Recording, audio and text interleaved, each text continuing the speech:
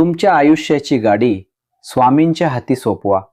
ते तुम्हाला खास खळग्यातूनही सुखरूप नेतील.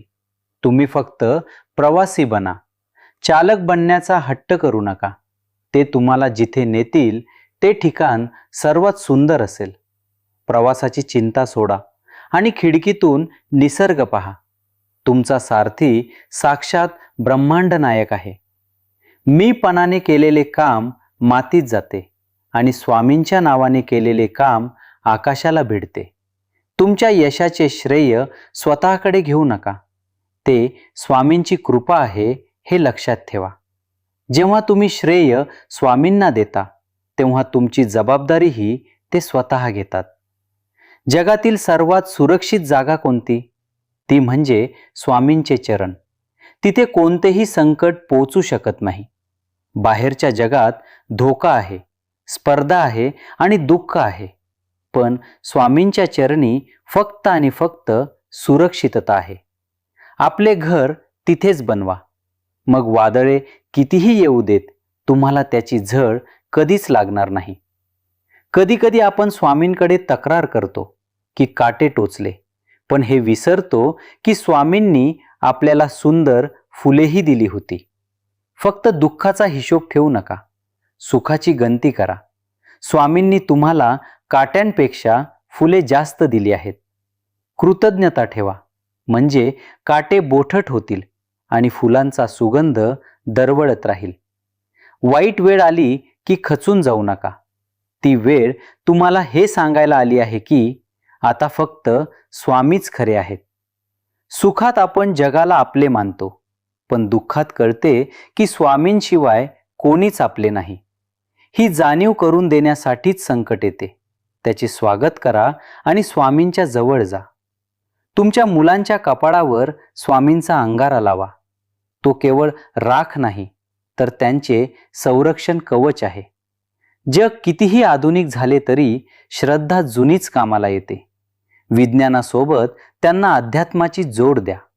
जेव्हा मुले घराबाहेर पडतील तेव्हा तुमची चिंता मिटेल, कारण स्वामींचा अंगारा त्यांच्यासोबत असेल. दुसऱ्याला फसवून मिळवलेला पैसा दवाखान्यात आणि कोर्टात गेल्याशिवाय राहत नाही. स्वामींच्या भक्ताने नेहमी नीतीने वागावे. कमी मिळाले तरी चालेल, पण ते पचणारे असावे. अन्यायाचे धन विनाशाला आमंत्रण देते. प्रामाणिक कष्टाची भाकरीच तुम्हाला सुख आणि आरोग्य देईल. रोज आरशात पाहताना स्वतःला सांगा, मी स्वामींचा लाडका भक्त आहे, मी आनंदी आहे. तुमच्या मनातली ही सकारात्मक सूचना तुमच्या व्यक्तिमत्वात आमूलाग्र बदल घडवेल. तुम्ही स्वतःला जसे पाहाल तसेच जग तुम्हाला पाहिल. स्वामींचे तेज तुमच्या चेहऱ्यावर झळकू लागेल. नदी जशी सागराला मिळण्यासाठी आतुर असते, तसे तुमचे मन स्वामींना मिळण्यासाठी आतुर असू द्या. संसारात राहा, पण ओढ स्वामींची ठेवा. पाण्यात राहूनही कमळ जसे कोरडे राहते तसे जगा. ही अलिप्तता तुम्हाला कोणत्याही दुःखात अडकू देणार नाही. तुम्ही प्रपंचात राहूनही परमार्थ साध्य कराल. जर तुम्हाला कोणी मदत नाकारली तर आनंद माना, कारण स्वामींना तुमची मदत कोणा माणसाकडून करून घ्यायची नाहीये. ते स्वतः तुमची मदत करणार आहेत. म्हणून त्यांनी इतरांना दूर केले, माणसाने नाकारले की स्वामी स्वीकारतात. जगाचे दरवाजे बंद झाले की समजावे, स्वामींचा दरवाजा आता उघडणार आहे. तुमच्या रागावर नियंत्रण मिळवणे ही सर्वात मोठी तपश्चर्या आहे. रागाच्या भरात माणूस स्वामींनाही विसरतो. जेव्हा राग येईल तेव्हा जिभेला स्वामी नामाची साखरदंड घाला. शांत झाल्यावर तुम्हाला स्वतःचाच अभिमान वाटेल. राग हे सैतानाचे रूप आहे, तर शांती हे स्वामींचे रूप आहे. तुम्हाला कोणासारखे व्हायचे आहे हे तुम्हीच ठरवा.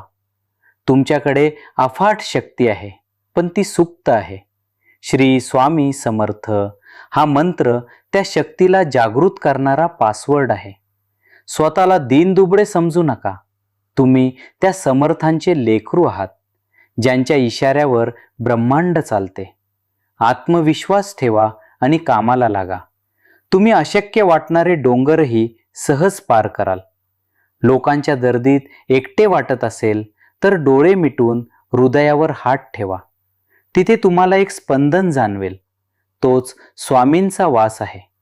तुम्ही जन्माला आलात तेव्हा ते होते आणि शेवटपर्यंत तेच असतील. बाहेरच्या गर्दीत नाही तर आतल्या एकांतात स्वामी भेटतात. त्यांच्याशी मैत्री करा. एकटेपणा संपेल. तुमच्या घरातली तुळस सुकू देऊ नका. ती तुमच्या घरातील चैतन्याचे प्रतीक आहे. स्वामींना निसर्ग प्रिय आहे. झाडांची काळजी घ्या. हिरवळ पाहून तुमचे मनही प्रसन्न राहील. ज्या अंगणात तुळस डोलते आणि स्वामींचा जप चालतो त्या घरात यमराजही परवानगी घेऊनच प्रवेश करतात. आयुष्य म्हणजे एक परीक्षा आहे. कॉपी करू नका, कारण प्रत्येकाची प्रश्नपत्रिका वेगळी आहे. दुसऱ्याचे पाहून जगू नका. स्वामींनी तुम्हाला वेगळे घडवले आहे. तुमचा रस्ता आणि तुमचे ध्येय स्वतः शोधा. तुम्ही ओरिजिनल आहात. झेरॉक्स बनू नका. स्वामींना तुमची अस्सल ओळख आवडते. तुमच्या प्रार्थनेला शब्दांची गरज नाही. मुके प्राणी आणि पक्षी कुठे मंत्र बोलतात, तरीही स्वामी त्यांचे ऐकतात.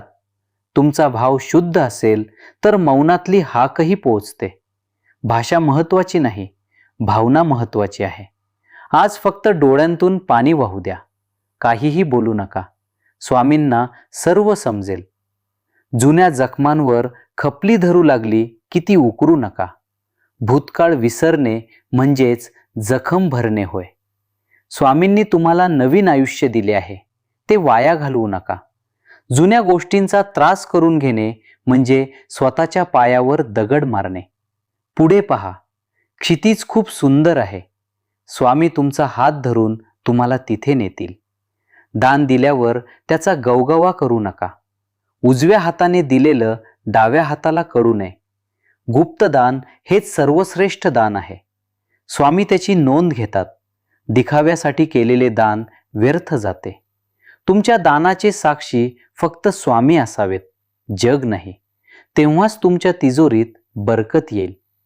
कधीही कोणाचा हेवा वाटला तर लगेच स्वतःला आठवण करा, माझ्या स्वामींनी मला जे दिले आहे ते माझ्यासाठी सर्वोत्तम आहे. हेवा केल्याने आपलीच ऊर्जा नष्ट होते आणि आपण स्वामींच्या कृपेपासून दूर जातो.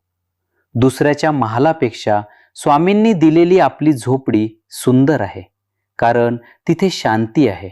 घाईने झाडाला कधीच फळे लागत नाहीत. प्रत्येक गोष्टीचा एक ऋतू असतो, एक योग्य वेळ असते. स्वामींनी तुमच्यासाठी जी वेळ ठरवली आहे तीच तुमच्यासाठी सर्वात शुभ आणि फायदेशीर आहे. आजची तुमची प्रतीक्षा उद्या गोड फळ देणार आहे. म्हणून संयम सोडू नका. स्वामींच्या वेळेवर विश्वास ठेवा. बाहेरच्या जगाचा गोंधळ कितीही वाढू द्या, तुमच्या मनातील स्वामी नामाचा जप थांबवू नका. जेव्हा तुम्ही आतून शांत असता तेव्हा बाहेरची कोणतीही परिस्थिती तुम्हाला त्रास देऊ शकत नाही. स्वामी हेच शांतीचे एकमेव उगमस्थान आहेत. त्यांच्यातच स्वतःला शोधण्याचा प्रयत्न करा. जग सुंदर दिसेल. तुम्ही घेतलेला प्रत्येक श्वास स्वामींची देण आहे. त्याला गृहीत धरू नका. त्याचे मोल जाणा. ज्या दिवशी श्वास थांबेल त्या दिवशी तुमची संपत्ती कामाला येणार नाही. म्हणून जिवंत असेपर्यंत स्वामी नामाचा संग्रह करा. हे मानवी जीवन पुन्हा मिळणार नाही. स्वामींच्या सेवेत त्याचा सदुपयोग करा. जीवन सार्थक होईल. पाण्याचा प्रवाह जिकडे नेईल तिकडे आनंदाने जा. स्वामी तुमच्या जीवनाचा प्रवाह योग्य दिशेने नेत आहेत. नियतीला विरोध करून आपली शक्ती वाया घालवू नका. त्यांच्या इच्छेमध्येच तुमचे भले दडलेले आहे हे ओळखा.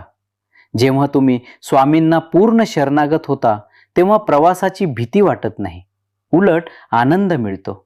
स्वामींना सोन्या चांदीचा मुकुट किंवा दागिने नको आहेत. त्यांना फक्त तुमच्या डोळ्यातील प्रेमाश्रू आणि भाव हवा आहे. तुम्हाला मोठे मंत्रतंत्र येत नसतील तरी चालेल. फक्त स्वामी हे 2 अक्षर मनापासून उच्चारा. तुमच्या साधेपणावर आणि भोळ्या भक्तीवर ते इतके भाळतील की न मागता तुम्हाला सर्व सुख पायाशी आणून देतील. जग तुम्हाला पाडण्यासाठी 1000 प्रयत्न करेल, पण स्वामींचा एक हात तुम्हाला सावरण्यासाठी पुरेसा आहे. शत्रूच्या प्रत्येक चालीला स्वामी योग्य वेळी उत्तर देतील. तुम्ही फक्त शांत राहून त्यांचा खेळ पहा आणि नामस्मरण करा. ज्याचा रक्षक साक्षात स्वामी समर्थ आहेत, त्याला कोणाच्याही हल्ल्याची किंवा संकटाची भीती वाटत नाही. व्हिडिओ आवडल्यास चॅनल नक्कीच सबस्क्राईब करा. श्री स्वामी समर्थ. धन्यवाद.